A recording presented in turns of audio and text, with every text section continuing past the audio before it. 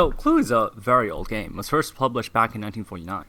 And it's actually a lot of fun, provided there's some modifications to the rule. Now, one of the great things about Clue is there's a lot of player interaction. There's a good number of players. You can go 3 to 6, I think. And there's a lot of thinking and logic deduction. But the game is also a lot slower than it needs to be. So we have 3 sort of house rules that make the game a lot better. I actually have the Simpsons version of Clue, so I'm going to use that to show you guys. The problem I had with Clue was the entire dice rolling mechanic. You see, if I have to roll a die, then I have to count, the number on the die and then move the piece. And obviously, sometimes the die is going to, knock something over, like another piece, or it's going to fall off the table or something, and we have to find the die. So generally speaking, when you have to roll a die for a game, that slows the gameplay down than if you didn't have to roll a die.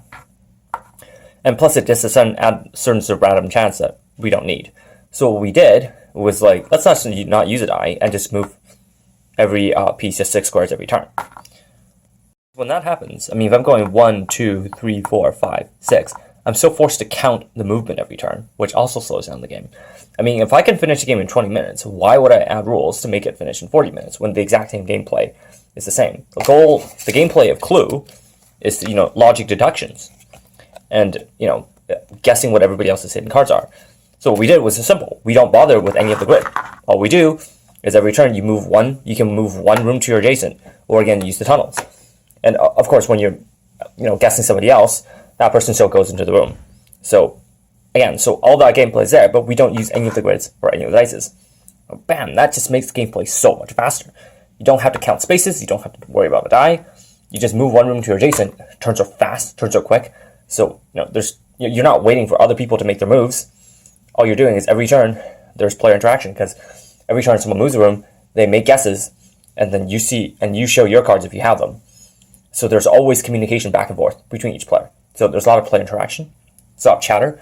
There's a lot of faking people out. Next thing we do, which is at the point where a player is ready to make a final accusation. So instead of just saying it outright and then opening, what we do is we have every player. So let's say this game we have 3 players. Write down their accusations on a piece of paper, face down, so nobody else sees each other's accusations. After we write them down, we flip them up. So in this case, let's just say I guessed, so Retirement Castle, Extendo Glove, and Krusty the Clown. And this second player guessed Krusty, Retirement Castle, and Slingshot. And the third player guessed Retirement Castle, Glove, and Homer. So all 3 guesses are very similar because usually everybody has at least one right. Usually. And then we reveal this and we reveal each card one by one. So it's very dramatic. It's kind of like a dramatic final reveal. Almost like you would have in a movie. So let's see the first card. Okay, Retirement Castle. So right there, it appears that all 3 players got the first one right. All 3 players guessed Retirement Castle. So there's a certain sigh of relief as, in this case, all 3 players guessed the first one right. There's a certain sigh of relief.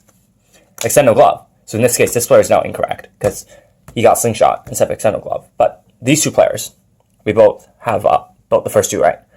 So again, then you can take some time and flash the third card. You can see this ending that everybody is basically participating rather than just seeing if the turn player got it right.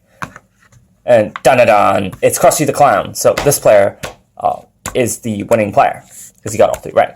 And this is a lot of fun because sometimes you would have 2 players who guess all the answers correct. Although generally speaking, when that happens, we generally put the turn player as being the winner because they're the one who made the initial accusation. But you can see there's a certain, everybody gets to participate in pretty much the most intense moment of the game because you're all making your guesses, and you're revealing these cards one by one, which further adds to the tension.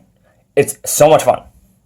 There's also a new Clue card game, in which case there's no dice rolling and there's no movement grid, which kind of shows that the game designers kind of realized that the whole dice rolling mechanic was not good for the game, and they abolished it to make the game quicker. So that's how we make our Clue games awesome. Thanks for watching.